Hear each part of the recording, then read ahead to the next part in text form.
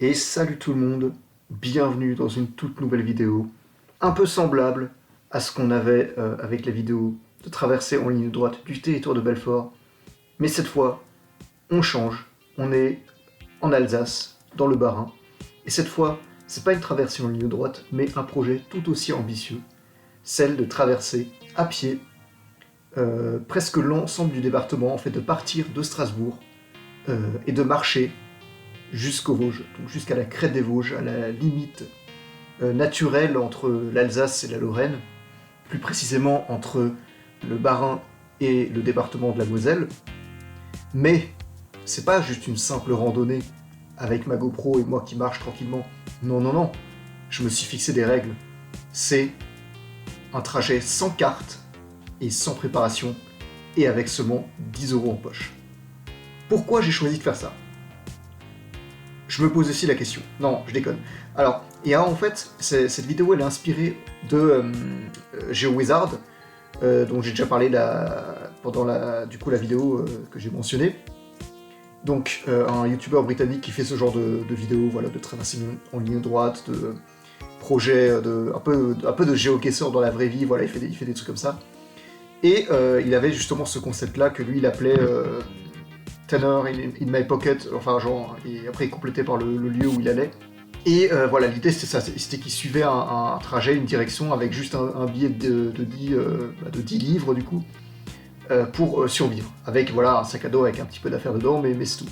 Moi j'ai repris ce concept et je l'ai un peu adapté à ma sauce, et du coup je vais vous l'expliquer. Donc du coup les règles c'était que je parte de la limite, on va dire, du centre-ville de Strasbourg, donc je vous montre sur une carte où c'est à peu près, c'est la place de Haguenau, et de marcher jusqu'à la crête des Vosges, donc à l'endroit indiqué là sur cette carte. Le but c'est que je me débrouille que avec une somme d'argent en liquide, et seulement en liquide, de 10 €. Évidemment, j'ai amené ma carte bancaire en cas d'urgence, mais heureusement pas eu à l'utiliser. Et donc il fallait que je me débrouille avec ça, donc pour m'acheter à manger, ou ce genre de trucs. Quand je dis m'acheter à manger, c'est m'acheter des vrais repas, hein. Évidemment j'avais des petits trucs à grignoter. Et le truc c'était d'y aller sans carte. Donc sans carte, ça veut dire déjà pas de carte physique, mais aussi de ne pas utiliser Google Maps. En tout cas, pas avant d'être proche de l'arrivée du trajet. J'ai aussi évité, du coup, pour garder la surprise, de trop regarder le trajet en amont. Et j'ai pas amené de tente, juste un sac de couchage. Parce que sinon, ce serait trop facile. Et oui, parce que j'ai pas seulement rien ramené à manger, parti seulement avec 2 litres d'eau, et même pas regarder mon trajet, j'ai aussi pas prévu d'endroit où dormir, parce qu'évidemment un trajet aussi long, ça fait une 50aine de kilomètres, vous le verrez à la fin, ça se fait pas en une journée. À part si vous partez, je sais pas, genre à 4 ou 5 heures du mat, et vous arrivez là-bas à minuit, mais voilà, enfin ça va être ça. Mais moi, c'était pas le but. Le but, c'est que je trouve au dernier moment un endroit pour dormir. Je vous dis pas tout de suite où j'ai dormi, ça sera la surprise, mais voilà.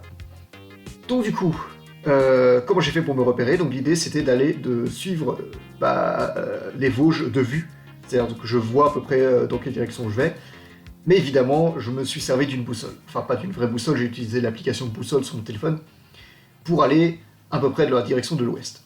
Même si vous allez voir, je suis au début sur la première partie du trajet, surtout aller légèrement vers le nord-ouest, mais voilà, globalement j'ai suivi la bonne direction. Du coup, c'est un trajet qui m'a pris 2 jours. Donc j'ai ramené un minimum d'affaires. Bon, j'ai quand même ramené des trucs pour dormir, des trucs à grignoter, des bons vêtements et tout ça. Et évidemment, j'ai ramené ma GoPro pour filmer tout ça. Alors évidemment, j'ai pas filmé tout le trajet. J'avais largement pas assez de batterie et de carte SD pour ça. Mais j'ai quand même filmé les plus importants. Je dirais que les seuls trucs que malheureusement j'ai pas réussi à filmer et que je regrette, c'est toutes les fois où je suis tombé sur des animaux intéressants, on va dire. Je vais parler d'un faisan un peu plus tard dans la vidéo. Il y avait des chats, je trouvais des tritons dans la forêt. Voilà. Enfin bref, je divague un peu. Alors du coup, qu'est-ce qu'il y avait comme risque dans ce que je faisais? Évidemment, de ne pas trouver d'endroit à dormir, de dépenser mes 10 € trop vite, de pas trouver de points où remplir mes gourdes. Évidemment, voilà, il y avait le risque que tout ce qui était lié au matériel d'enregistrement, ma très chère balise GPS que j'ai ramenée, la même que la dernière fois. Et évidemment, le fait que je me perde, ou qu'il y a un gros obstacle qui me barre la route. Évidemment, il y a quelques-unes de ces difficultés que je vais citer dans la vidéo et qu'on va voir. Donc du coup, comment ça va se passer? Je vais vous montrer un peu dans l'ordre chronologique les extraits vidéo et ça va être entrecoupé d'une carte où je vous montre un peu où je suis allé et ce qui s'est passé. Mais généralement, la plupart des trucs importants que je dis, c'est en vidéo.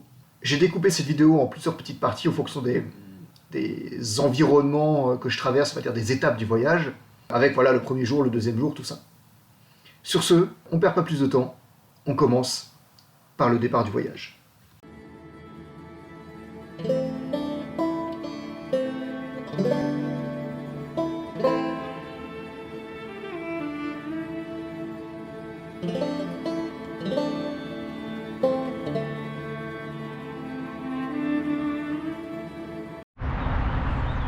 Bon, ça y est, début de l'aventure. Normalement, la balise fonctionne bien. On va pouvoir y aller. Alors, je vais d'abord accrocher la balise quelque part. Et ensuite, on va commencer à marcher. Voilà, je vais accrocher là, je pense. Bon, on verra. La première étape déjà, vu que là, comme vous voyez, on voit pas les Vosges, nulle part. On est au parc de Haguenau à Strasbourg. Coucou le chien. Et du coup, on va aller jusqu'au Vosges. Alors, qu'est-ce qu'il y a? J'avais déjà un pote. Je me suis déjà fait un pote pendant le trajet. Alors, du coup, comment on fait? On prend l'application Boussole, parce que je vous ai expliqué les règles déjà. Donc nous on va vers l'ouest, donc c'est exactement cette direction là.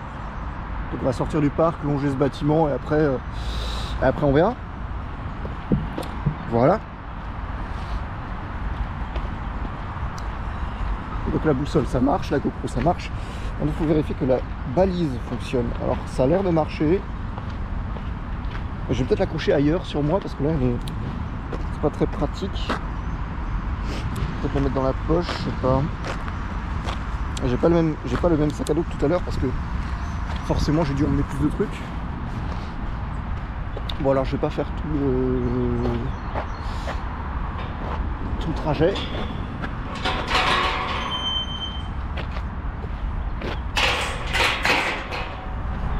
Je vais pas filmer tout le trajet évidemment parce que déjà j'ai pas assez de batterie et de carte SD pour tout faire et en plus ce serait pas très intéressant.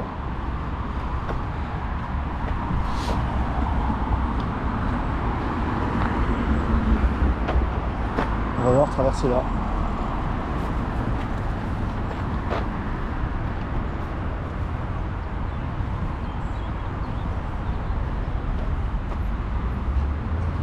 Quelque part. C'est pratique hein. Ce serait pas un passage piéton un peu plus loin? Non.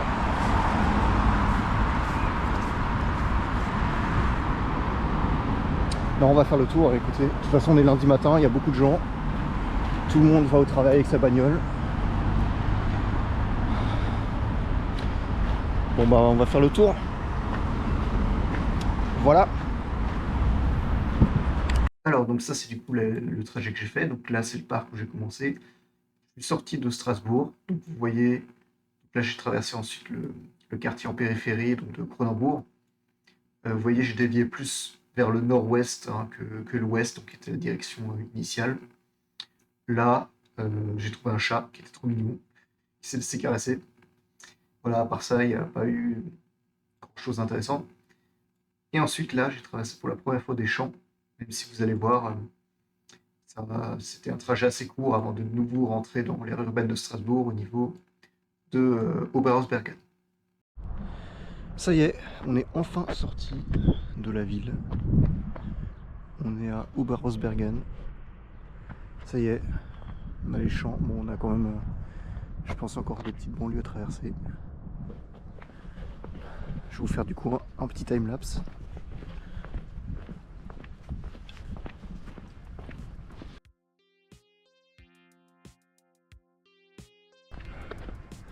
Là-bas, l'espèce de tour que vous voyez, c'est la colline d'Auersbergen. C'est à peu près le seul endroit en hauteur à Strasbourg, parce que bon, comme vous pouvez voir, c'est tout plat. Enfin non, là vous pouvez pas le voir, mais vous allez le voir. Ah, regardez, on voit déjà les Vosges là-bas. Bon, je pense qu'on est encore un peu éloigné des Vosges pour se servir juste comme point de repère. Je vais quand même regarder sur le boussole pour être sûr. Donc ouais, traverser Strasbourg c'est pas facile hein, parce que... Enfin, traverser la périphérie de Strasbourg parce que faut changer en permanence les angles de rue, hein, ils vont pas dans des axes nord, sud, est, ouest, sinon c'est trop facile. Alors, typiquement là,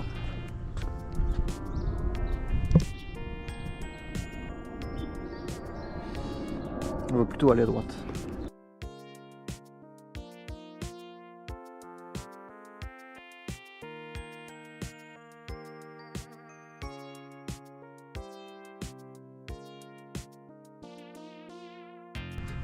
Alors donc du coup là on est à Oberhausbergen. Alors évidemment hein, si vous n'êtes pas d'Alsace, vous allez avoir plein de noms à couper au couteau. Rassurez-vous, hein, si vous voyez des panneaux en Alsace avec un nom compliqué, c'est pas le code Wi-Fi, c'est bien le nom de village.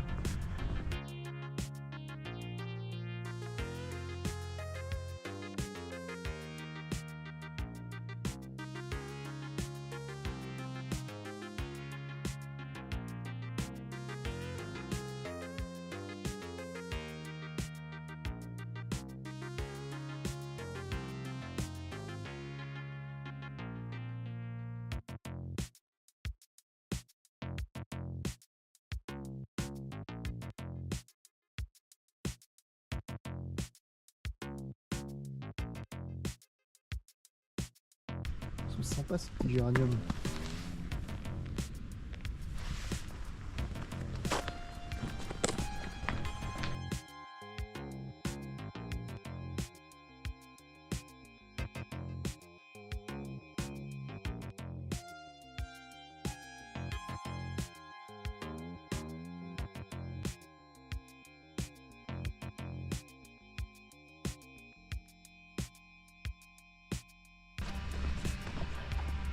Une petite pie.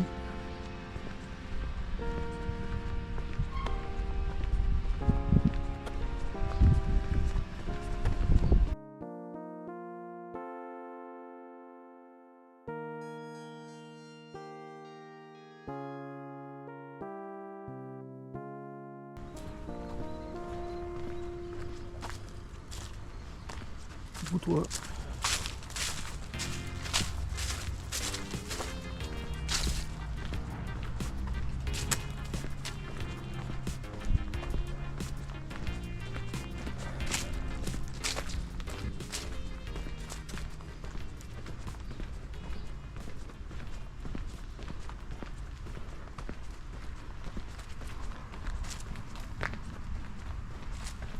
Bon, je vais filmer jusqu'à ce qu'on sorte du quartier. Et après je ferai une pause. Ah bah bravo. Super. Bon. Bah, je vais faire un détour. Je relancerai la caméra quand on sera à un endroit plus intéressant. Je vais essayer de sortir de ce labyrinthe. Alors là où la vidéo s'était arrêtée, c'était ici, donc dans une impasse. Donc ensuite, bah, je suis ressorti, je suis remonté. Là, sur toute cette portion-là, il y avait une forte pente, hein, donc il y a genre 45 mètres de dénivelé, un truc comme ça. C'est pas grand-chose, mais surtout à pied, c'est rien du tout. Et voilà, ce qui fait qu'en fait, là, je me retrouve sur le plateau, pas loin d'ailleurs d'un ancien fort militaire. Hein, d'ailleurs, vous pouvez voir le contour ici.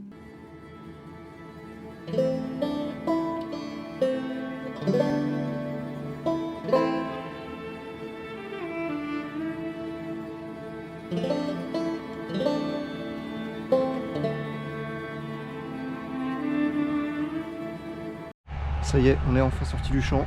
enfin du quartier.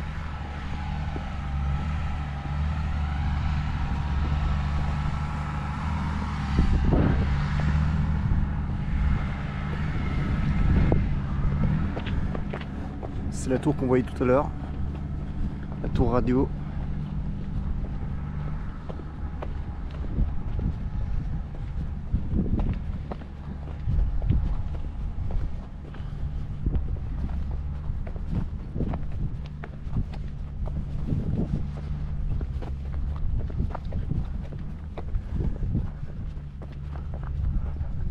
Alors on va avoir, je pense, une vue un peu plus dégagée.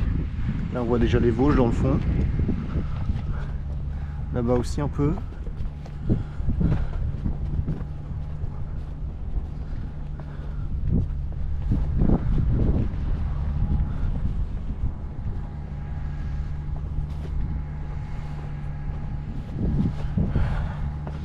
Il y a un agriculteur qui est en train de pulvériser des trucs dans son champ. J'espère que c'est pas des pesticides parce que moi j'ai pas de protection. Ah, et ce chemin là, je le connais bien.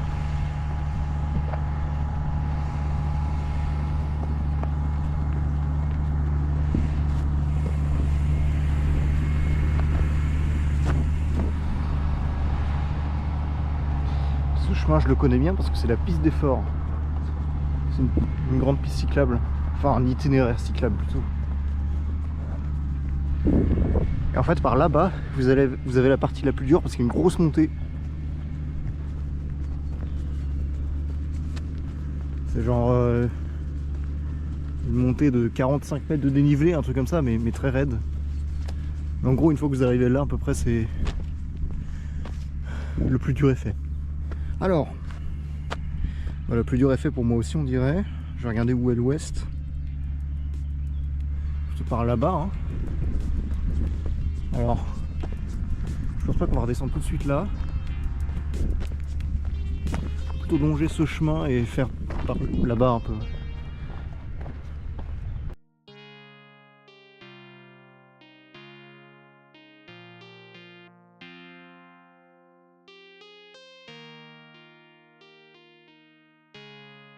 C'est quoi ça? On dirait un petit un ouvrage en béton un peu. Je sais pas si vous voyez derrière les arbres. Parce qu'en fait là on est sur la ceinture des forts de Strasbourg, donc il y a des petites fortifications un peu partout.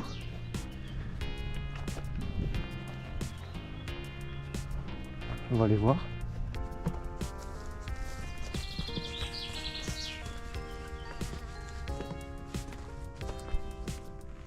Ah ouais. Ouais, c'est bien ça.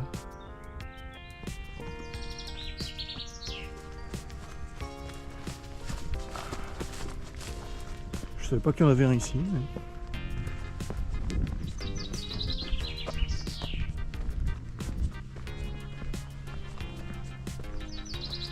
Ok.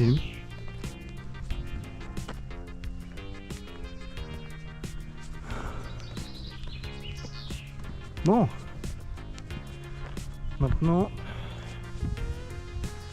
Maintenant on va descendre. Bon.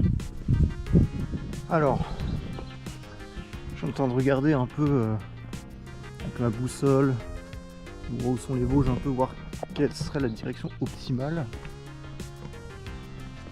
Le truc c'est que ça a l'air d'être bien par là, mais là-bas il y a une route et je sais pas si on peut marcher à côté. On va très vite voir. Hein. Je suis à 66% de batterie. Je vais filmer encore un peu et après, je vais arrêter jusqu'à midi à peu près. Parce que là il est déjà 10h, 10h30.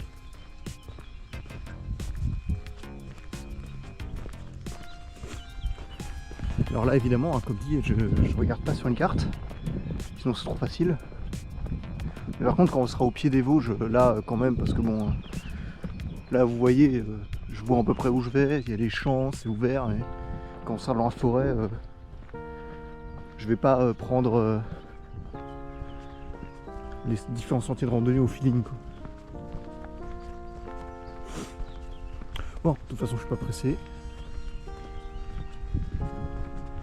On a 2 jours pour le faire.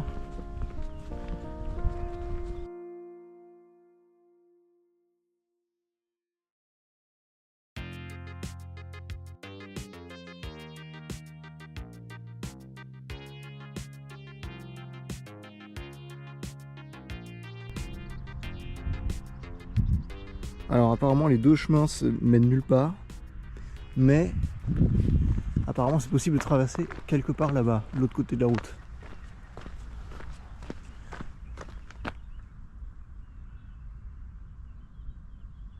Bon.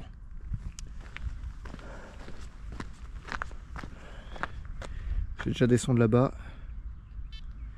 Et ensuite on va voir. Bon. À tout à l'heure. Bon, il est 11 h. Là je suis déjà bien dans la campagne déjà. On est passé au Bergen. Vous voyez la petite tour dans le fond là un peu. Je sais pas si on la voit.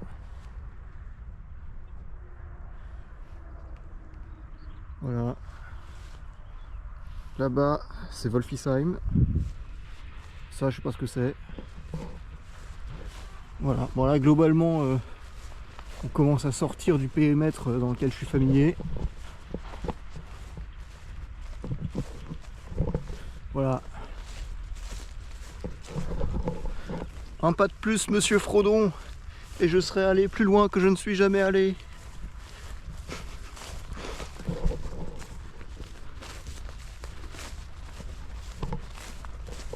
Bon, alors maintenant il va falloir aussi traverser cette autoroute. Alors, bien évidemment, je vais pas la traverser à pied.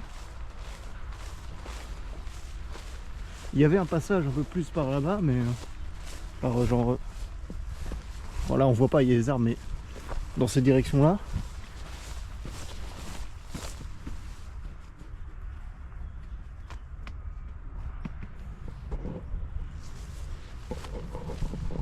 Mais le souci, c'est que ça me fait faire un... Là, on le voit, là, un peu. J'essaierai de mettre un cercle rouge.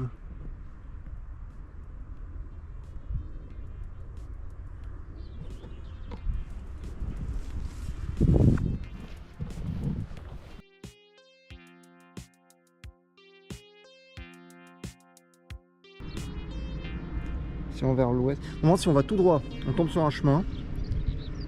On va à droite, on va un peu à droite, ensuite on va jusque là et là il y a peut-être un passage. Peut-être. Hein.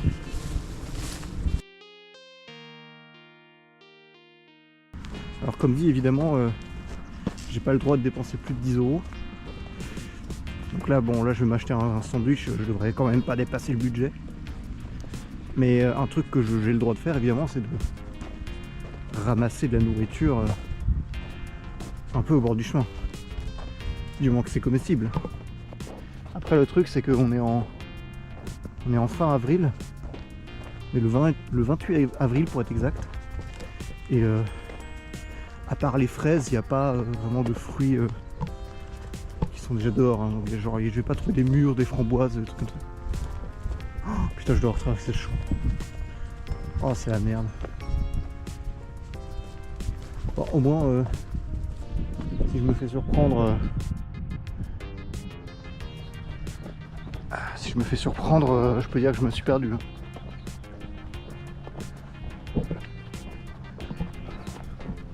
Ça va, là où je marche, il n'y a pas trop de trucs. Ah, là-bas, le chemin, je le vois. J'espère que je suis pas en train de le complètement saccager le champ. Oh, ça va. On va faire le tour par là, ça va être plus simple.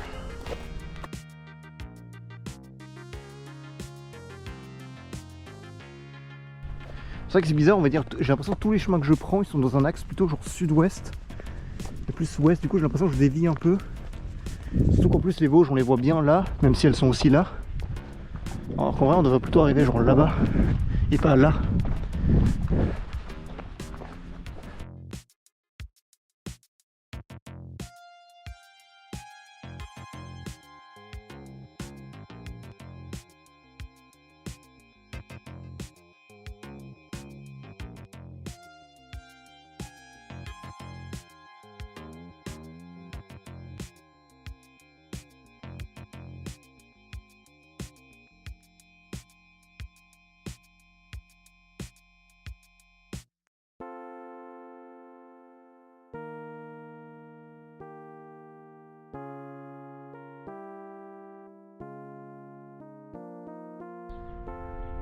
Je sais pas si vous voyez, mais en fait, elle indique un chemin il indique des chemins qui n'existent pas.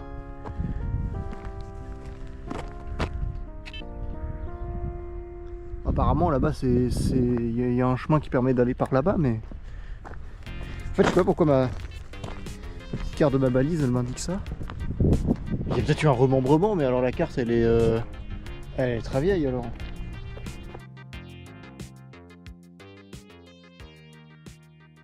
Il y a tous les oiseaux là, là on les voit pas, mais il y a une cigogne au fond, et t'as une mouette, des corbeaux, une buse, on dirait une buse, ouais.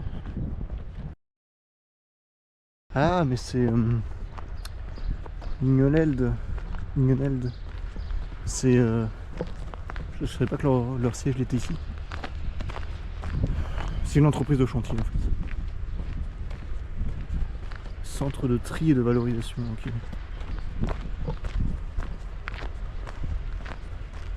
Bon, de toute façon s'il n'y a pas de chemin, je longe la barrière et je continue là-bas. Hein. Faut de toute façon bien que j'y arrive de l'autre côté de cette route.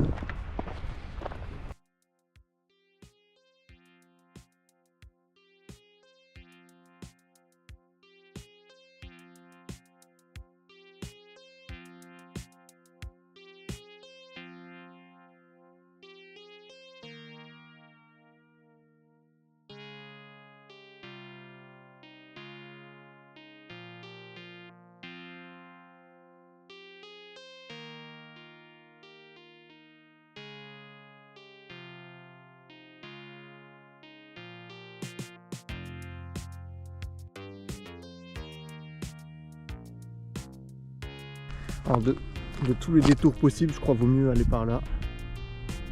Et après repartir vers l'ouest. Voilà, ça c'est un Milan noir. Là, vous voyez, il est tout brun foncé. Vous voyez sûrement pas sur la caméra.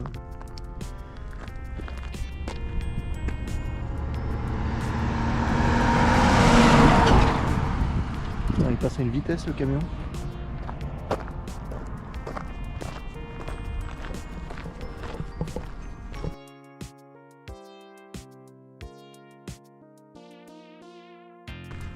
Il y a énormément de camions.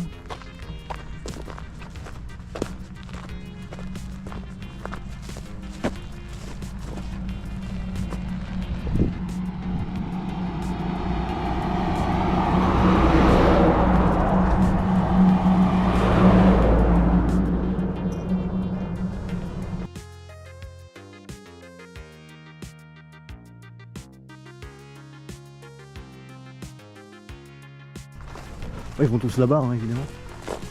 Alors, regardez comme le détour que j'ai dû faire. Hein. On était là-bas. Hein.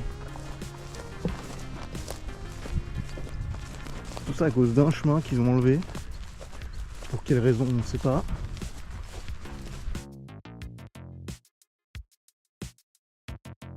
On voit encore la cathédrale de Strasbourg.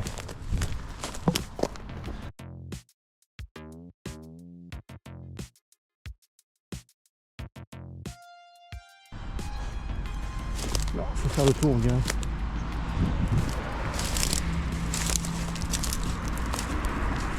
Bon, je vais vous épargner ce détour. On se retrouve tout à l'heure. Alors, donc là, vous pouvez voir le grand détour que j'ai dû faire. Donc finalement, j'ai dû passer par là. Ensuite, gros obstacle suivant, l'autoroute. Donc j'ai dû passer par un passage à faune. Genre le truc qui normalement sert aux chevreuils et tout ça. Je passe par là. Et ensuite, j'ai dû marcher tout le long de cette route pendant, je sais pas, genre 30 minutes, même si j'avais l'impression que ça durait beaucoup plus. Puis j'ai fait une pause à Ittenheim ici, à midi, pour m'acheter. Donc je me suis acheté un petit sandwich. Bon, petite pause à Ittenheim. Petite pause de midi. J'ai dépensé 5 € pour ce sandwich. Il me reste du coup 5 € que je peux encore dépenser. Voilà. Je suis venu avec mon téléphone, hein, donc la qualité elle est pas ouf. Mais voilà, beaucoup de...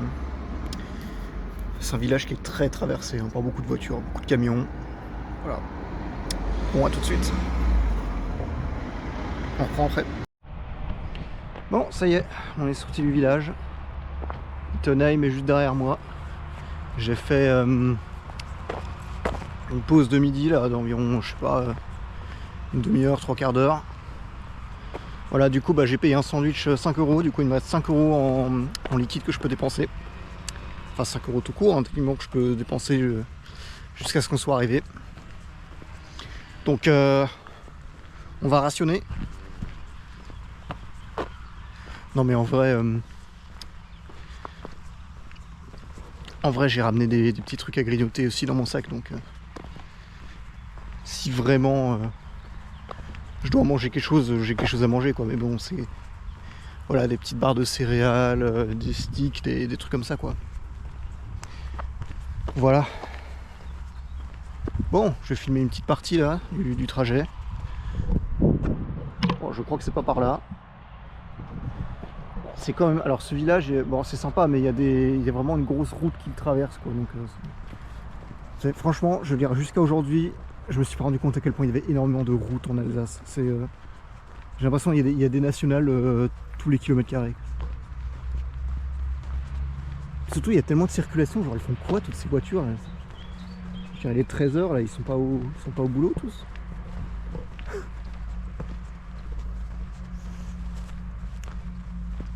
Et voilà, c'est ce que je disais tout à l'heure. Il y a des c'est les groseilliers, mais c'est pas encore la saison. Sinon je me serais servi évidemment.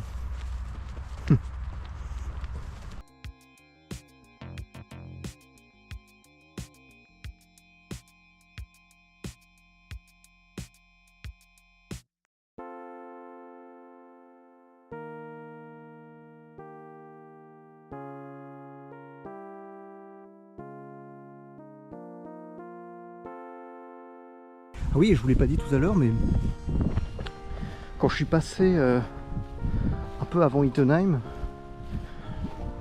j'ai vu un putain de faisan, mais décoller, mais à 2 mètres de moi.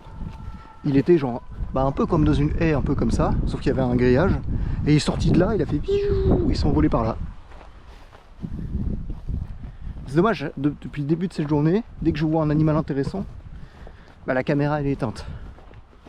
Ce matin à Cronenbourg, il y avait un chat qui s'est laissé caresser. Là ensuite il y a eu le faisan. Après ce sera quoi? Un sanglier? Un loup?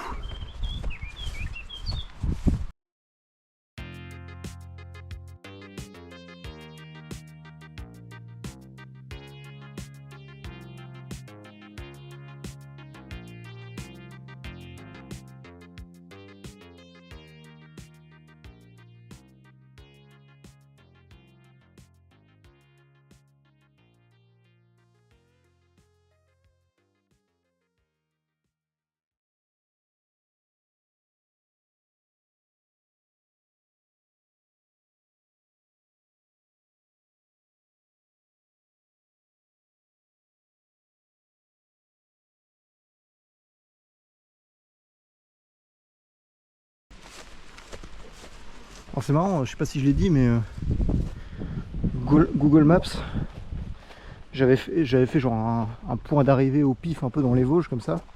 Il m'a dit ouais, en une journée, en 10 heures, si on fait pas de pause, c'est faisable. Bon, j'y crois pas trop. Hein.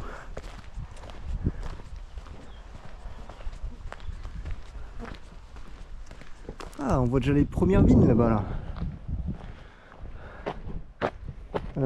Alors attends.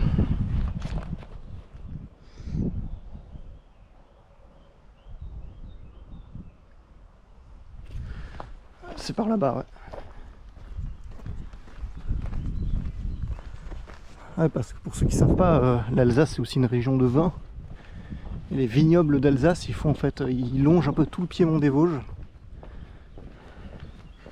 Ils font genre une sorte de... Si vous regardez sur une carte, une fine bande entre la plaine d'Alsace et le début des montagnes. Parce que c'est genre l'endroit idéal pour cultiver du vin. Enfin de la vigne. Je pense une fois qu'on aura vraiment atteint, ça c'est peut-être juste une parcelle, mais dès qu'on aura vraiment atteint la zone des vignobles, ça voudra dire qu'on a déjà fait un bon bout de chemin quoi. À vol d'oiseau, on aura fait les 2 tiers. Là je pense qu'on a fait le premier. d'ici la fin de la journée, on aura atteint le bas de la montagne. Bon, je vais économiser un peu de batterie et je vais allumer la caméra quand il y aura quelque chose d'intéressant à montrer.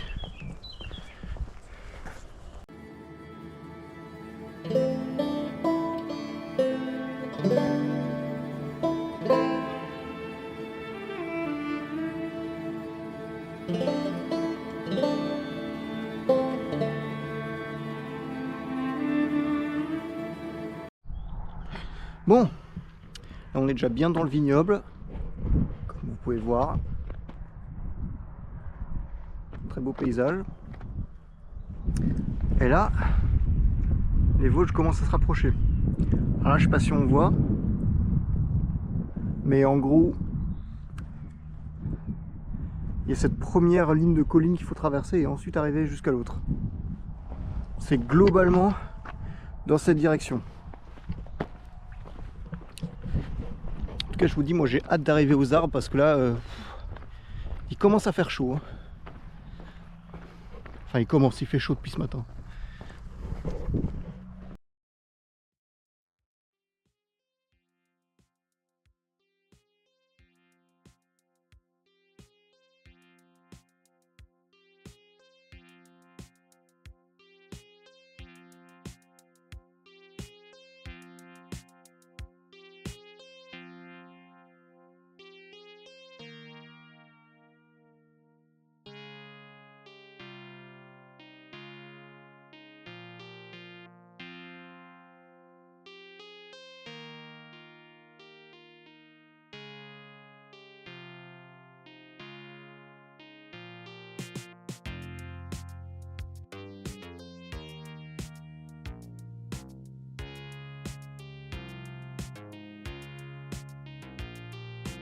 Oh, il y a des pigeons.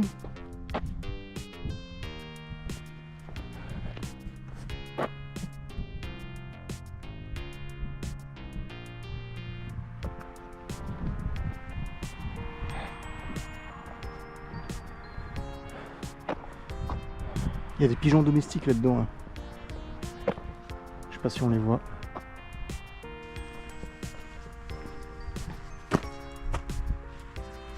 En tout cas, on les entend.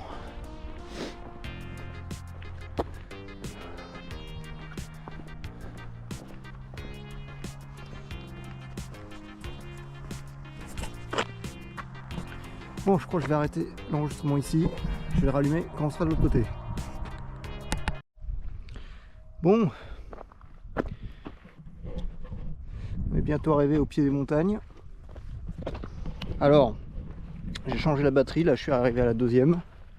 J'espère que je pourrai en recharger au moins une des deux cette nuit. Et sinon, ben, j'ai bientôt plus d'eau. Donc là, heureusement, on va arriver à un village. Et alors, je me suis permis de regarder sur Google Maps, voir s'il y a, je sais pas, un café, un bar. Je pourrais genre leur demander de me remplir les gourdes, mais il n'y en a pas. En tout cas, il n'y en a pas d'indiqué. Donc du coup, je vais avoir recours à la dernière technique en réserve. C'est-à-dire boire mon urine. Non, je déconne, je vais pas faire ça. Non, c'est aller dans les cimetières. Alors pourquoi dans les cimetières? Parce que généralement il y a de l'eau, enfin une fontaine ou un truc comme ça, pour arroser les fleurs. Alors, c'est pas de l'eau potable, mais je pense que tant que t'en bois pas des litres, ça devrait aller.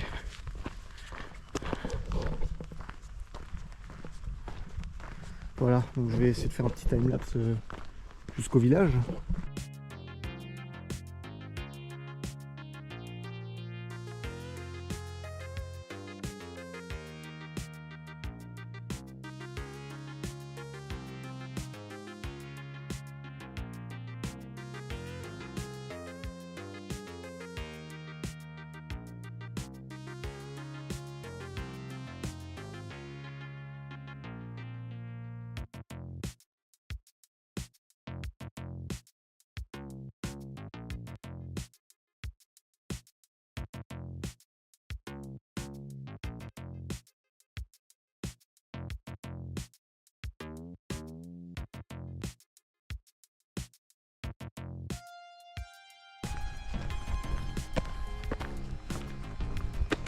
D'ailleurs, je sais pas si je vous ai dit, mais...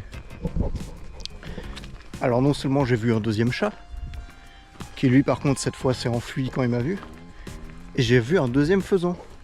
C'était comme la dernière fois, il a surgi genre d'un buisson à côté de moi, après il s'est envolé, en faisant des bruits et tout.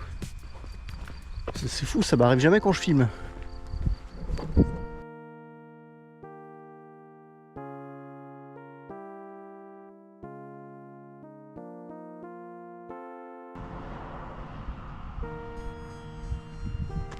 C'est à gauche et ensuite à droite. Ok.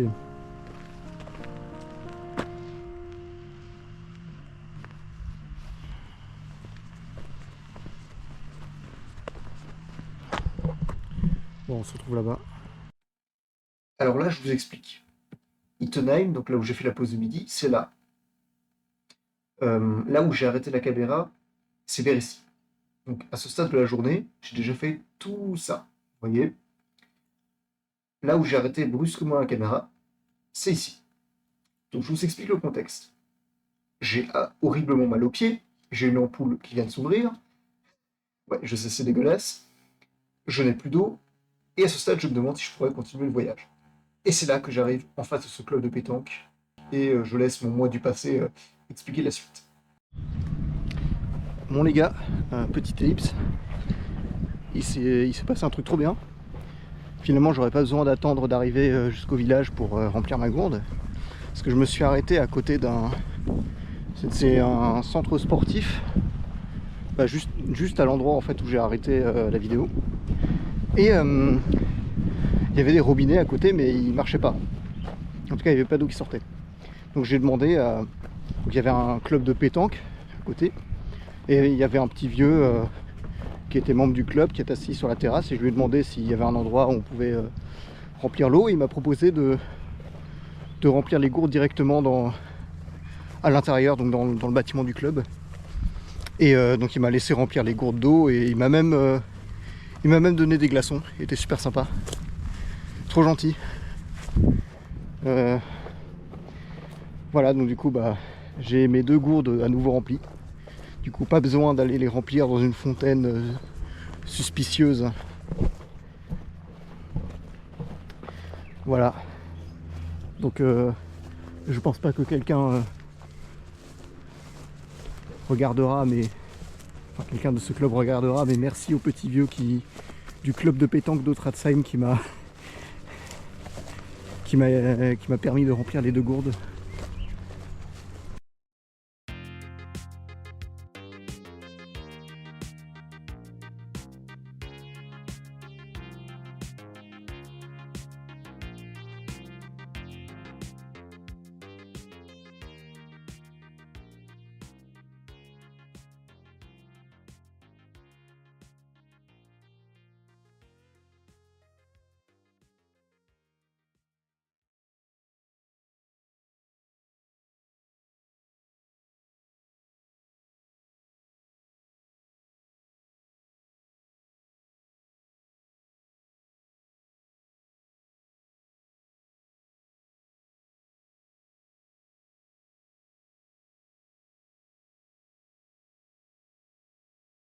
Oh des poules.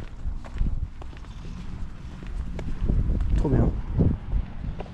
Ouais, même des canards.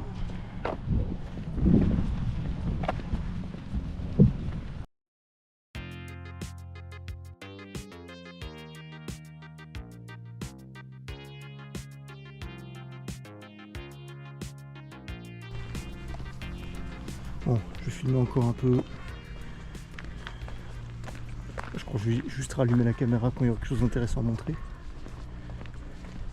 Parce que là, bon, traverser des quartiers comme ça, enfin vous en trouvez partout, il n'y a rien d'incroyable. Allez, X. Donc, je quitte le village de Dratzheim et je me dirige vers celui de Westhofen, dernier village avant les Vosges. Là, j'arrive dans une campagne déjà un peu moins monotone et où il fait un peu plus frais étant donné qu'il y a beaucoup plus d'arbres. Vous voyez, les champs sont beaucoup plus variés, il y a des vignes, il y a des vergers, des trucs comme ça. Donc, cette traversée-là est déjà un peu plus plaisante à traverser. Et je crois que j'ai rallumé ma caméra vers là ou là à peu près. Bon, putain, j'enligne ses têtes. Alors, là vous le voyez peut-être pas, mais il y a un clocher derrière ces arbres. Et derrière ces arbres, il y a le village de Westhofen. Et en fait, c'est le dernier village avant ça là, avant les montagnes. Avant la montagne des Rébors. Ce qui fait que je vais sûrement encore aller remplir mes gourdes au cimetière. C'est pour ça que je parlais du clocher. Parce que généralement, là où il y a le clocher, il y a une église. Là où il y a une église, il y a un cimetière. Alors j'en ai vu deux, mais je vais suivre le plus grand.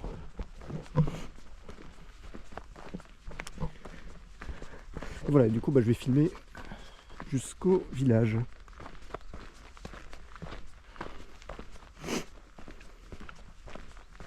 Alors là-bas, je vais faire une pause, mais genre une bonne pause, genre d'au moins 30 minutes. Et ensuite, on va commencer à l'ascension des collines.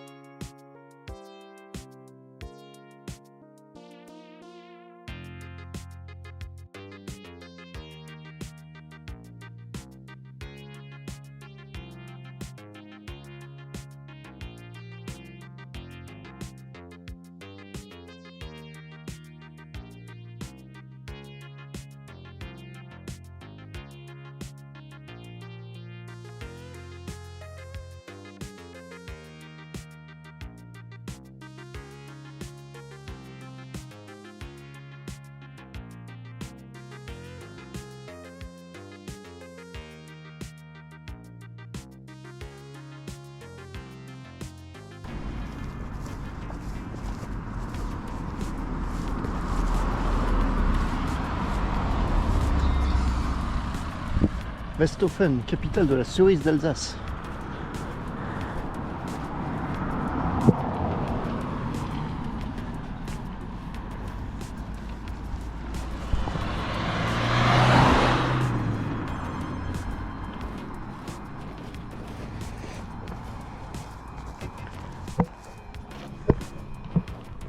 Ah bah là il y a un cimetière, parfait.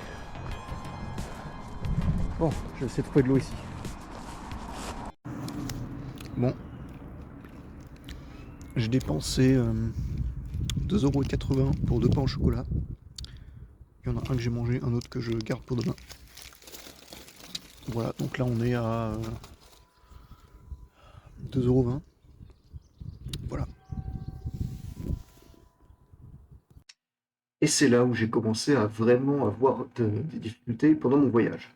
Donc je sors de Westhofen, je commence à monter en pente légère ici et je commence à scruter à l'horizon le moindre truc qui pourrait me servir d'abri pour la nuit. Cabane de chasseur, un vieil abri, un abribus, n'importe quoi. Camanon de jardin, vraiment n'importe quoi. Voilà, je commence à avoir très mal aux pieds, j'ai une deuxième ampoule qui s'éclate. Voilà, je commence à monter et puis j'arrive ici, je trouve ce que je recherchais depuis le début, une cabane de chasseur. Mais elle était, comment dire, plus petite que dans mes souvenirs. Bon les gars, petite mise au point. Là ça fait... Là du coup j'ai quitté Westhofen. depuis je sais pas combien de temps, je sais pas, 30 minutes, 30-45 minutes. Je suis à la lisière de la forêt. Voilà. Littéralement, les Vosges commencent là. Je commençais vraiment à scruter nerveusement l'horizon à la recherche d'un endroit où dormir. Et je me suis fait une fausse joie quand j'ai enfin trouvé cette cabane de chasseur. Alors, je vous explique, les cabanes de chasseurs, pour moi, avant de venir ici, c'était le Saint Graal. Tu vois, je me disais, si je trouvais genre un endroit où dormir, les cabanes de chasseurs, c'est l'idéal. Sauf que, regardez la taille que ça fait.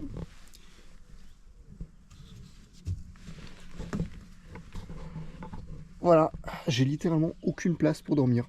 Même si j'enlève mon sac, j'ai pas la place pour me mettre mon sac de couchage, étendre mon matelas, rien du tout. Il y a des chevaux derrière. Voilà, en fait, c'est pas, juste pas possible. À la limite, même si je laisse pendre mes pieds comme ça, c'est... Je sais pas, ça va juste être impossible. Donc bon, je le note dans un coin de ma tête, cet emplacement, et je pense que je vais commencer à entrer dans la forêt, voir ce que je peux trouver. De toute façon, j'ai une lampe frontale. Hein. Voilà, donc pour pas épuiser trop la GoPro, voilà, je disais, donc pour pas trop épuiser ma GoPro, je vais l'éteindre maintenant et la rallumer quand j'aurai enfin trouvé quelque chose. Espérons que ça marche.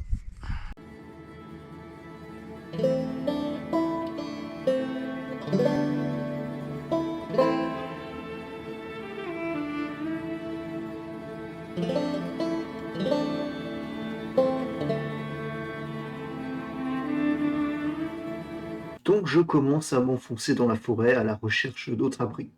Je passe à côté d'une autre cabane de chasseurs, puis d'une autre, mais pareil, elles sont beaucoup trop petites là où vous voyez les images. Et je décide de dévier de ma trajectoire, parce que de base elle passait plutôt par là, pour remonter vers le nord jusqu'à un parking qui est là. Et c'est là où je finis par trouver un endroit suffisant pour dormir. Bon, il est 20h moins 10. À force de marcher, j'ai enfin trouvé un endroit où dormir. Alors franchement, voilà, comme j'aurais sûrement dit dans la vidéo, j'ai trouvé 2 autres cabanes de chasseurs, mais qui sont minuscules. Du coup, ce que j'ai fait un détour jusqu'à un parking où j'ai trouvé ça, une aire de pique-nique. Donc je vais dormir là. Ne dites rien, j'ai pensé à tout, j'ai réfléchi à tout. Enfin, réfléchi à toutes les alternatives. Vraiment, entre me fabriquer une cabane dans la forêt, dormir dans la ruine là-bas, même redescendre jusqu'au dernier bâtiment que j'ai longé, donc c'est un espèce de foyer. Ah, je m'étais même carrément imaginé toute une stratégie, je m'étais dit, ouais, mais c'est trop, je pourrais genre me poser, dormir sur leur terrasse. De toute façon, il n'y a personne, c'était fermé. Même si je me fais surprendre, ils vont pas me chasser en pleine nuit. Honnêtement, j'avais vraiment la flemme de redescendre tout ce que j'avais monté. Là, on est à 414 mètres de dénivelé. Enfin, d'altitude. Je sais pas de combien on est monté, pas mal déjà. Hein. Voilà. Bon, du coup, je pense que je vais d'abord me poser là. Et ensuite, je vais manger. Et ensuite, je vais installer tout le truc pour dormir. Et ça m'a fait me rendre compte d'une chose. J'ai amené beaucoup de choses dans mon sac à dos. Il y a une chose que j'ai pas amené et que j'aurais dû prévoir, hein, vu quel que soit le scénario, vu que de toute façon je savais que j'allais dormir dehors. C'est des boules caisses. Parce que la nuit, dans la forêt, il va y avoir des bruits. Et tout à l'heure, qu'est-ce que j'ai entendu? Un brame de cerf. Alors je sais pas si les cerfs ils chantent toute la nuit. J'avais oublié que c'était la saison. Mais voilà. Dans le pire des cas, si vraiment il y a trop de bruit, je me ferai genre des boules caisses avec des mouchoirs. J'en sais rien. À ce stade, je peux tout imaginer. Bon. Je vais préparer à manger. Il y a aussi un autre truc, c'est que j'ai ressenti un truc très étrange. Alors je vais dire un truc un peu perché, mais franchement je sais pas comment l'expliquer autrement. pendant la phase où je sortais de...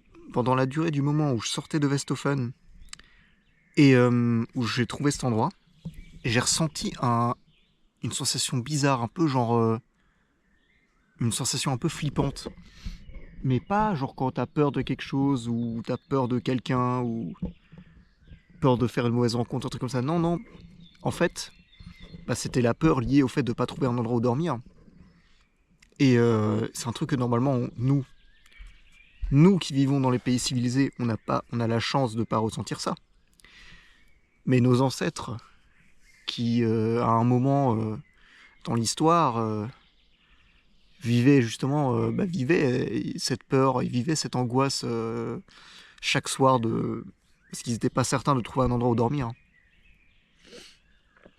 Et voilà, c'est peut-être ça, c'est peut-être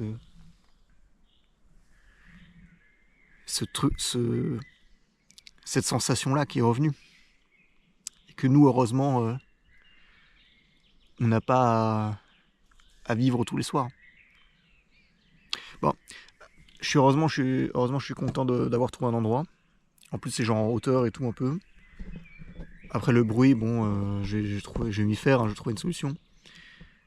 Et voilà, bon, je me dis, c'est juste pour une nuit. En plus, là, franchement, genre, je suis en plein milieu de la forêt. Là, il n'y a pas eu une seule voiture depuis que je suis arrivé. Je pense que je vais pas être dérangé.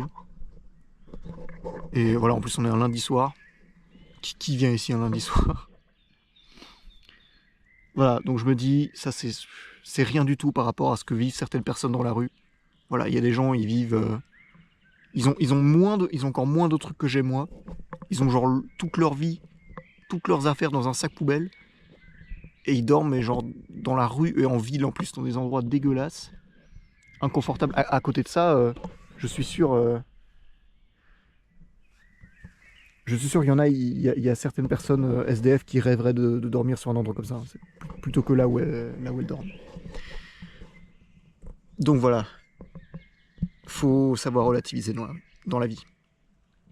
Bon, alors sinon pour manger. Alors ce soir, le chef vous propose des restes de steak et en dessert, des barres de céréales. Et en boisson, grand cru de l'eau. Voilà. Et demain matin, il reste encore un pain au chocolat que j'ai acheté à Westhofen. Et une autre boîte de céréales, bien sûr. Ce qui fait qu'au total, j'aurais dépensé, laissez-moi faire le calcul, 7,80 € depuis le début du voyage. Ouais, voilà. Donc bon, on va pas se plaindre. Bon allez, je vais manger, là j'ai faim. Je vais relancer la caméra quand j'installerai tout le matos pour dormir. Bon, alors on voit pas très bien. Et voilà à quoi ça ressemble globalement. Là, vous avez la table de pique-nique avec une couverture, un matelas gonflable et le sac à dos. Voilà mon setup pour ce soir. Je vais essayer de mettre mon sac sous ma tête, comme ça fera un coussin. Voilà, en attendant, ça c'est le ciel. On voit déjà quelques étoiles, bon ça on le voit pas, mais bon. Du coup, dodo.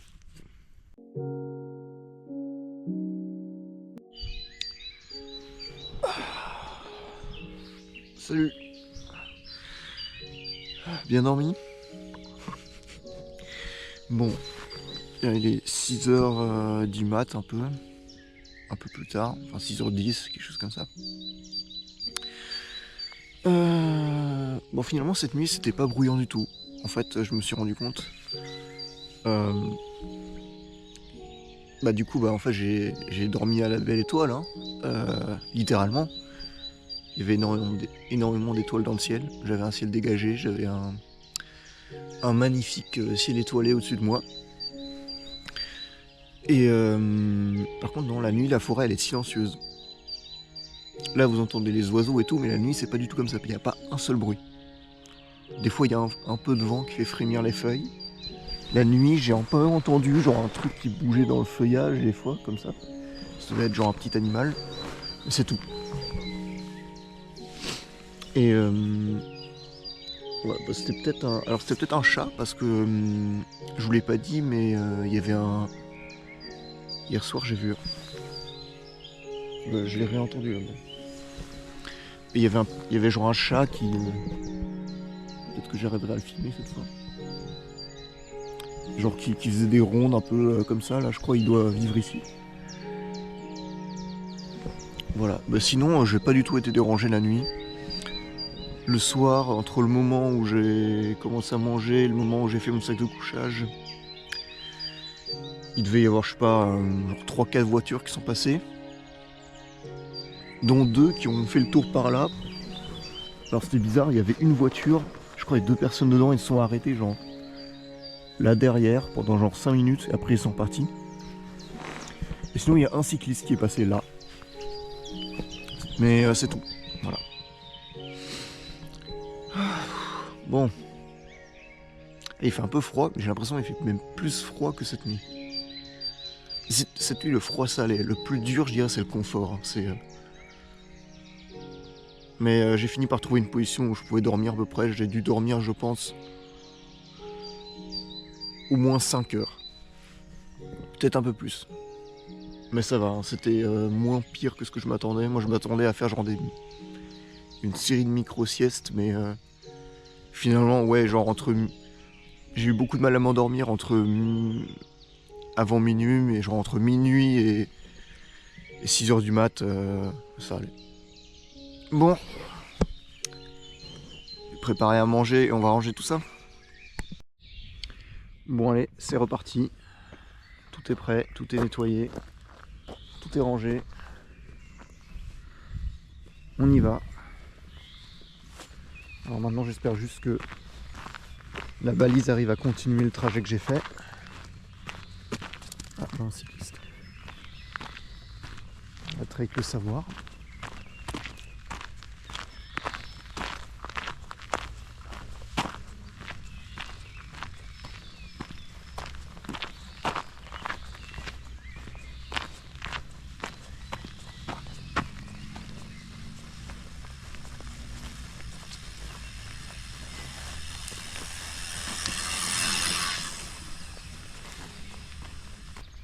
Un magnifique séquoia. Je me demande pourquoi ils l'ont planté ici.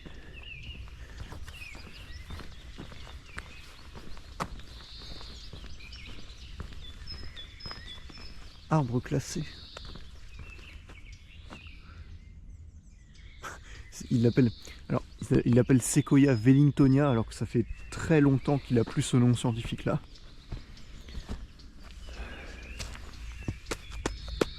Très belle couleur. Aujourd'hui il s'appelle Sequoia giganteum. Sequoia dendron giganteum, pardon.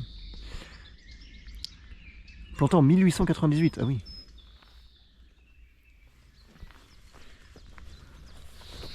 Bon, ceux en Europe, ils sont jamais aussi grands que ceux dans leur milieu naturel parce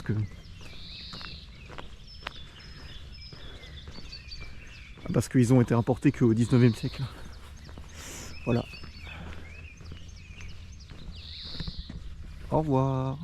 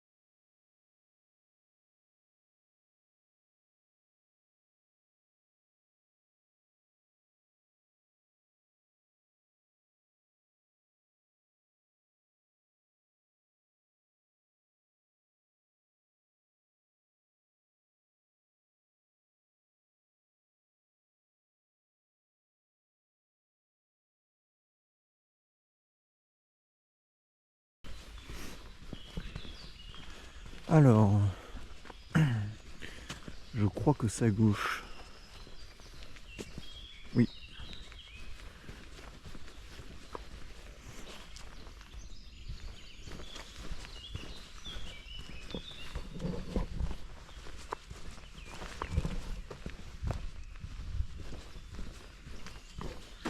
Bon.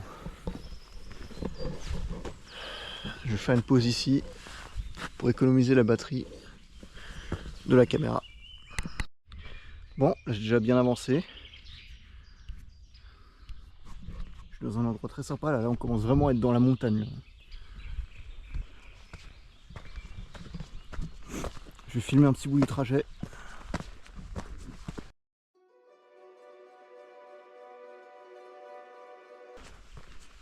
Finalement, en fait, j'ai vu, il faut que je suive ce pictogramme là de la croix rouge. Parce qu'avant, j'avais activé Google Maps, mais ça fait tellement descendre la batterie de mon téléphone. Puis qu'il faut que j'active les données mobiles.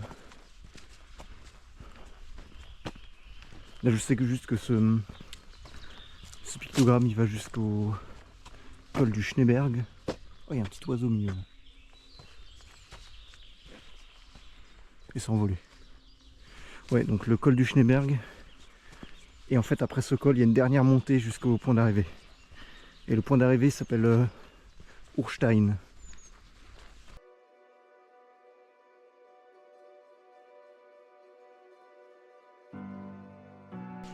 C'est bon, il y a déjà un peu des myrtilles. Ils sont encore un jeune. Ça, je crois, on peut manger. Mais vraiment les jeunes.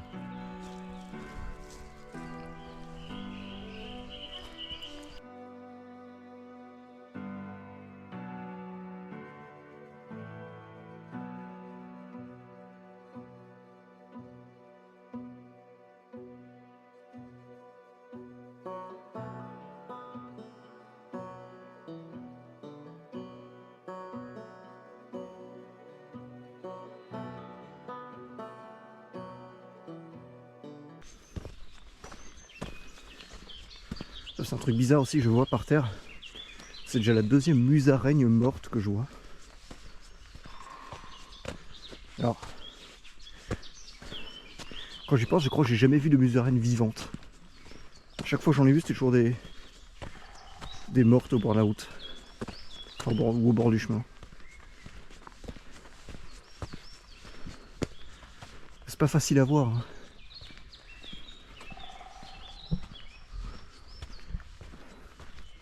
En fait, il y a plein d'animaux comme ça. Je me souviens dans les livres d'animaux comme ça que j'avais quand j'étais petit. Ils me disaient oui, telle espèce, elle est très courante en France ou en Europe et tout comme ça. Alors que j'en ai genre jamais vu. Genre la musaraigne ou le blaireau. Genre, honnêtement les gars, vous avez déjà vu un blaireau dans la nature, hein, pas dans un zoo? Moi j'ai jamais vu de blaireau de ma vie.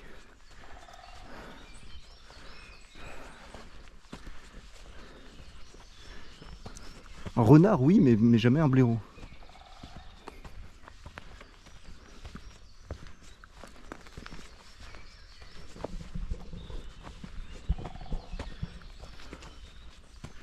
Pourtant il disait ouais c'est commun, ça se trouve partout. Je sais pas.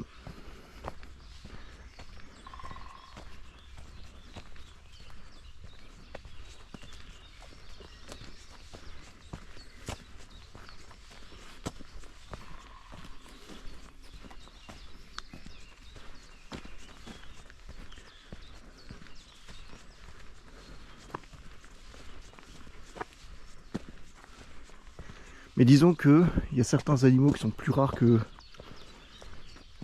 la musaraigne ou le blaireau que j'ai déjà vu quoi. Et que tout le monde peut voir si jamais ils font attention. Genre pareil les chouettes. J'ai vu qu'une seule fois, et vraiment une seule fois, une chouette dans la nature de ma vie. Et encore je l'ai vu s'envoler.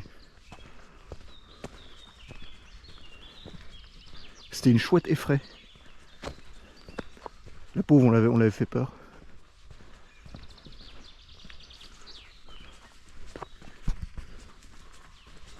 Bon. Assez parlé, là je vais vider la batterie, ça continue comme ça. Je vais faire une autre pause. Donc là je continue de marcher à travers la forêt, donc je me suis arrêté là, je continue à peu près ici. Et j'arrive jusqu'au col des Pendours, qu'on appelle aussi col du Schneeberg, qui est là. Ouais, c'est ici je crois. À peu près. Là, j'ai rien à dire, à part le fait que j'ai trouvé des tritons. Voilà, il y avait une ornière à côté du chemin, quelque part par là. Et il y avait voilà, des tritons alpestres. Donc ça c'est la photo que j'ai prise et ça c'est à quoi ça ressemble en vrai. Bon, il reste une demi-heure jusqu'au point d'arrivée. Là je suis au col du Schneeberg. Là on va monter là, et là pendant 1h30.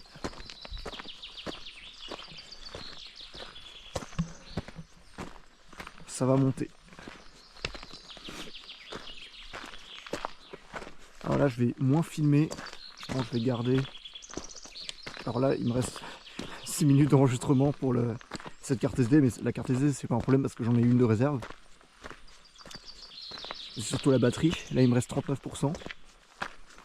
Et en fait je préfère, j'ai qu'un seul câble, donc je préfère recharger. En plus recharger dans le sac c'est compliqué parce que ça peut s'enlever, enfin ça peut se débrancher. Et je préfère garder la batterie pour mon téléphone. Parce qu'en fait là, autant là le chemin je pouvais y aller sans téléphone. Parce que c'était balisé, mais là, c'est pas que c'est pas balisé, mais le chemin que je prends il passe par plein d'endroits différents, donc je peux pas genre juste suivre un pictogramme. En fait il n'y a pas un sentier officiel qui part d'ici jusqu'à Urstein. Ou au Urstein, je sais pas comment. Je sais pas comment on dit. Donc là faut qu'on aille à droite.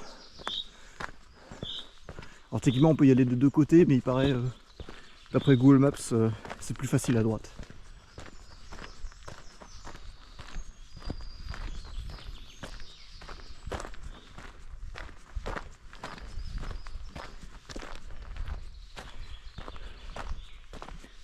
Réserve biologique domaniale du Schneeberg. Ah oui c'est vrai, il y a des grands tétras dans la région. Alors très peu, hein, mais il en reste.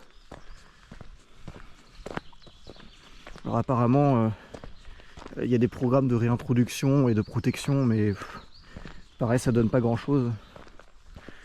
Surtout avec ce qui se passe en France, là où on recule sur toutes les lois écologiques, c'est pas gagné.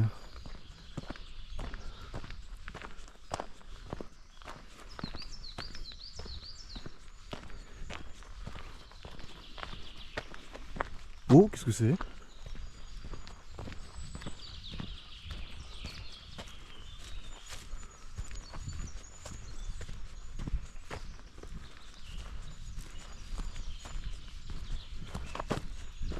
Space in the Sound. C'est écrit là. Serbie, mouvement, grès de route là. Ok. Une œuvre d'art moderne. Ah, c'est pas le genre de truc où genre t'écoutes là. T'en as un, il parle et il peut genre entendre. Moi, je vais pas le faire tout seul parce que tout seul ça va pas marcher. Peut-être si on se met au milieu, exactement entre les deux trous.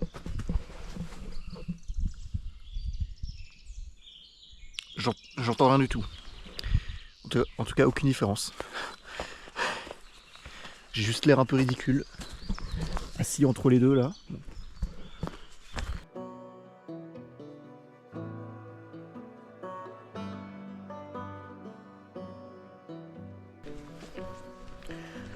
Moi je pense avec les paysages qu'on a traversés, vous vous doutez bien qu'il n'y aura pas de traversée du Bas-Rhin en ligne droite, hein, ça c'est sûr.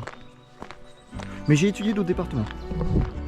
J'ai étudié d'autres départements pour si un jour je refais une ligne droite. Mais je vous laisse la surprise. Pour l'instant j'ai rien prévu. Hein.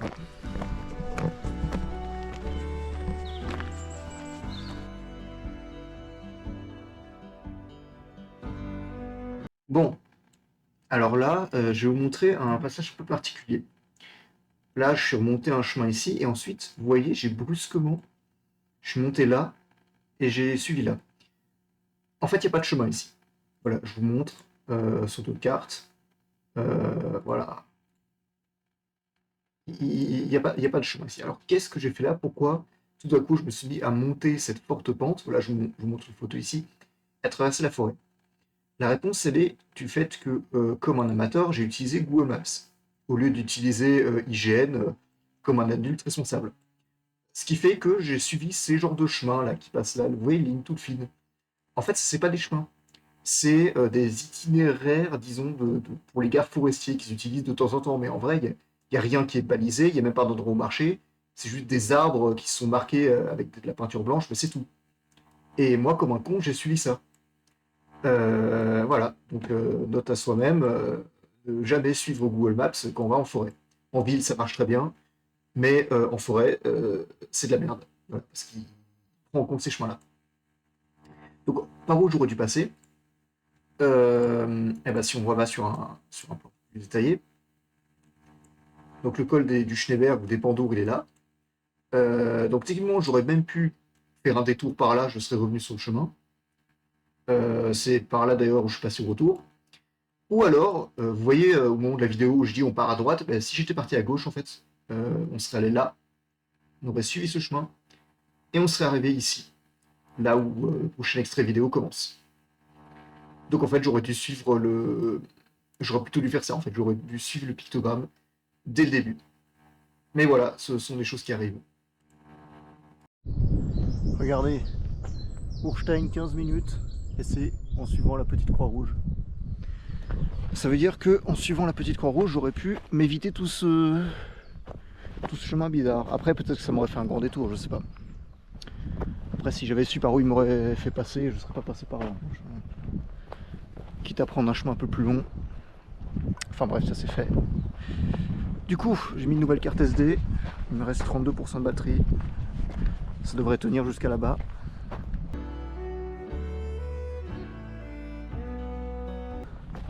Alors là, si jamais on est déjà à la frontière entre l'Alsace et la Lorraine, on n'est pas encore à la crête des Vosges. Parce que la frontière passe pas exactement partout par la ligne de partage des eaux des Vosges.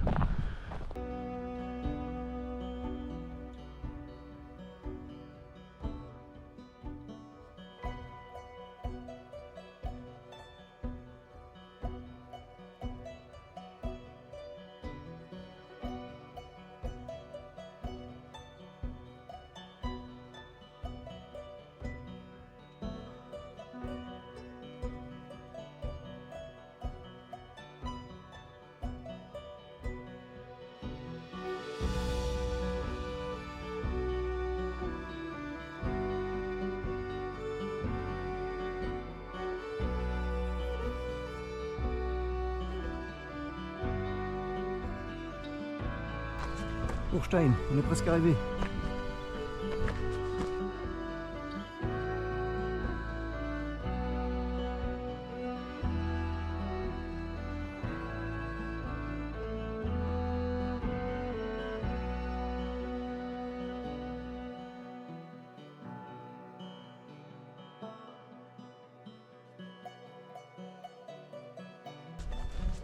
Ah, c'est peut-être celui-là.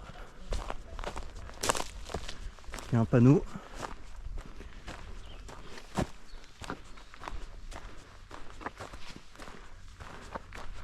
Ça a l'air d'être ça. Alors comment on monte dessus?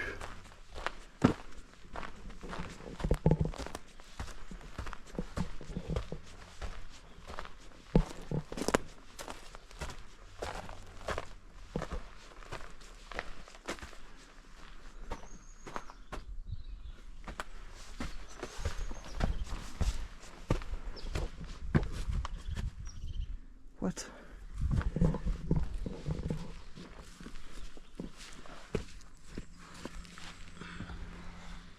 Ah, c'est là-bas, d'accord. Okay.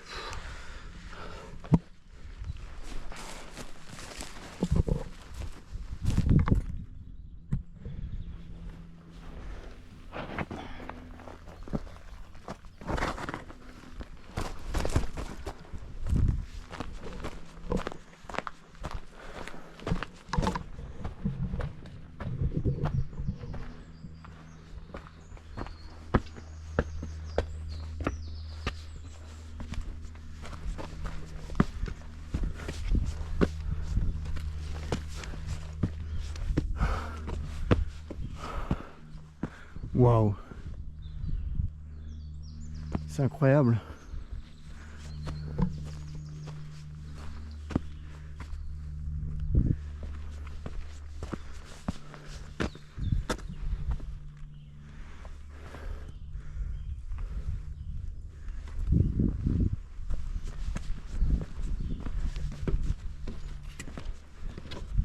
Alors c'était quoi cet endroit?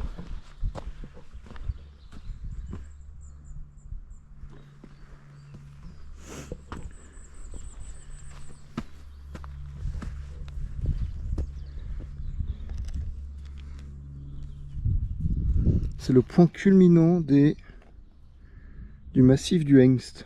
D'accord. 948 mètres. 848, non je crois que c'est 900. Incroyable. Là-bas c'est l'Alsace. Là c'est la Lorraine. Là-bas c'est la Moselle et là c'est le Bas-Rhin. Donc si une goutte d'eau tombe de ce côté-là, elle va vers le Rhin. Et si une goutte d'eau tombe de ce côté-là, elle va là-bas, dans la plaine de Lorraine. Je sais pas ce que c'est comme ville là-bas, il y a un gros bâtiment qui ressort. Enfin bref. Ça y est, on l'a fait. Enfin, je l'ai fait. Bon, bah, je vais voir après combien de kilomètres j'ai marché. Et on va analyser après le trajet complet. Mais en attendant, je vais faire une pause pour manger, me reposer. Et après, il faut descendre. Et pas à pied. Et voilà, et c'est comme ça que mon long voyage se termine enfin, alors que mes pieds sont complètement détruits. Voilà, je fais une petite pause, j'admire la vue du haut du rocher du Hochstein, et puis je redescends. Bon, alors, pour redescendre du coup, j'ai réutilisé Google Maps. Donc il m'a reproposé de passer par des chemins dans la forêt, donc des chemins carrément inexistants. Voilà, je vous mets quelques exemples là en photo. Mais voilà, donc évidemment je suis pas passé par là. Mais du coup j'ai dû faire un petit détour et j'ai pris au feeling un peu les chemins qui descendaient. J'ai heureusement trouvé une source d'eau potable où j'ai pu remplir mes gourdes. Mais voilà, donc je suis redescendu et puis après j'ai pu prendre un bus pour rentrer. Alors, on va regarder un peu les stats de ce voyage. En longueur totale, je suis à 49 km. Donc de différence de dénivelé en dénivelé positif, je suis en 1118 mètres et en négatif, je suis en moins 217 mètres. Enfin, ça ne veut pas dire grand chose, mais en gros, c'est la distance totale que j'ai montée et la distance totale que j'ai descendue. Donc du coup, l'altitude maximale, donc au point d'arrivée, j'étais à 949 mètres. Donc bien à 900, donc bien dans les 900 mètres et pas 800. Et le point de départ, donc le point le plus bas, était à 47 mètres. En tout cas, c'est ce qu'il me dit. Hein.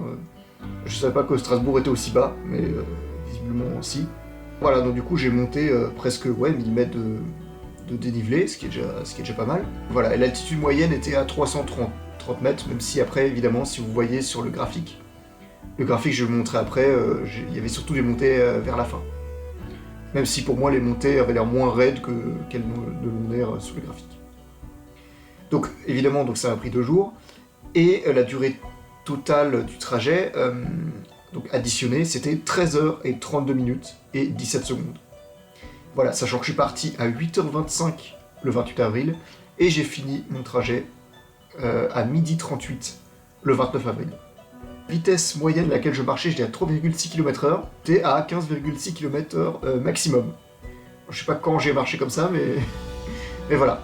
Donc voilà, bon, ça c'est quelques statistiques. Dans l'ensemble, je suis assez satisfait. Je pensais que ça allait durer un peu plus longtemps, mais finalement non. Est-ce qu'il y a des trucs qui auraient été à refaire? Je pense peut-être la trajectoire au début.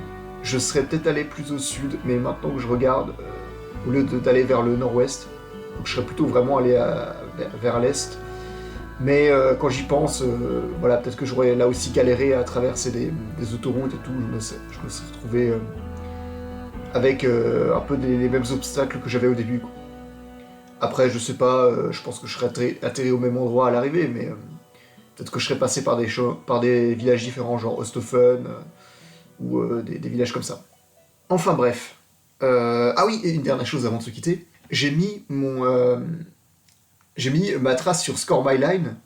Vous savez, le site où j'ai calculé la ligne droite que j'avais faite à Belfort, pour voir la plus grosse déviation que j'ai faite, si jamais on trace une ligne droite entre le point de départ et le point d'arrivée. Et je crois que la plus grosse déviation, elle est de 2 km vers le nord. Voilà, bon, ça c'est un truc qu'on pouvait deviner en voyant ma trace. Sur ce, je vous remercie énormément d'avoir regardé la vidéo jusqu'à la fin. Et on se donne rendez-vous, je sais pas quand, pour la prochaine vidéo. Allez, salut tout le monde.